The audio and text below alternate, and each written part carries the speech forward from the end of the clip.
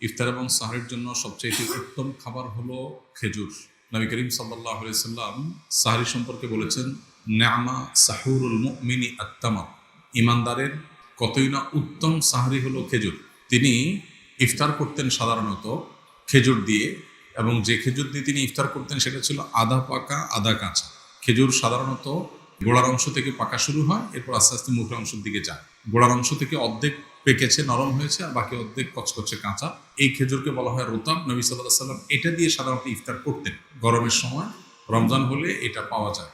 এটা যদি না থাকতো তাহলে সরাসরি সাধারণ যে খেজুর সেটা দিয়ে তিনি ইফতার করতেন, পুরো পাকা খেজুর দিয়ে ইফতার করতেন। অতএব ইফতারের জন্য খেজুর হলো সবচেয়ে উত্তম আইটেম। কিন্তু এটা জরুরি কোনো জিনিস না, আবশ্যক কোনো বিষয় না যে ইফতারের জন্য খেজুর হতেই হবে, খেজুর ছাড়া ইফতার হবে না, এমন কোনো কথা নেই। কেউ যদি বড়ই দিয়ে ইফতার করে রোজা হয়ে যাবে। কত মানুষ দামি দামি খেজুর দিয়ে ইফতার করে, কিন্তু তার রোজা আল্লাহর কাছে কবুল হয় না। আবার অনেকে হয়তো সামান্য এক ঢোক পানি দিয়ে ইফতার করেন, অথবা অন্য কোনো খাবার দিয়ে ইফতার করেন, খেজুর কেনার সামর্থ্য নাই, কিন্তু তার রোজা আল্লাহর কাছে কবুল হয়ে গেছে। এই জন্য রোজার সাথে এই ইফতারের আইটেমের সম্পর্ক তেমন গভীর কোনো সম্পর্ক নাই। তবে হ্যাঁ, সামর্থ্য যখন থাকবে অনেক কিছু, তখন খেজুরকে আমরা অগ্রাধিকার দেব সুন্নাহ হিসাবে। নবী সাল্লাল্লাহু আলাইহি ওয়াসাল্লাম, আল্লাহ আমাদেরকে তৌফিক দান করুন।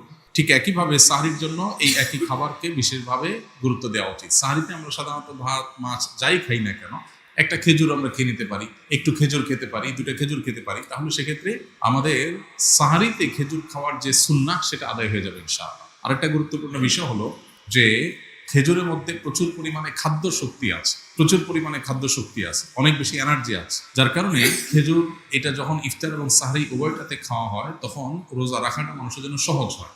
আর সবচেয়ে বড় কথা হলো নবী করিম সাল্লাল্লাহু আলাইহি ওয়াসাল্লাম সুন্নাহ, অতএব সেই চেষ্টাটা আমরা করব। কিন্তু কারোর যদি খেজুর কেনার সামর্থ্য না থাকে, কেউ যদি খেজুর ছাড়াও ইফতার করেন, যেটা বলছিলাম, তার রোজার সওয়াবে কোনো ঘাটতি হবে না, বরং রোজা নির্ভর করে তার তাকওয়ার উপরে, তার রোজার যে দাবি আছে, রোজার যে অন্তর্নিহিত দিকগুলো আছে সেগুলো বাস্তবায়ন করার উপর। আল্লাহ আমাদেরকে তৌফিক দান করুন।